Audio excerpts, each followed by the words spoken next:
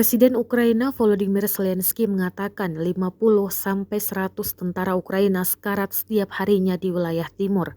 Hal itu disampaikan Zelensky dalam konferensi pers pada Minggu 22 Mei 2022 dikutip dari Newsweek. Pengakuan ini disampaikan Zelensky di tengah desakan petisi untuk mencabut larangan pria meninggalkan Ukraina. Bahkan petisi tersebut telah mendapatkan 25.000 tanda tangan.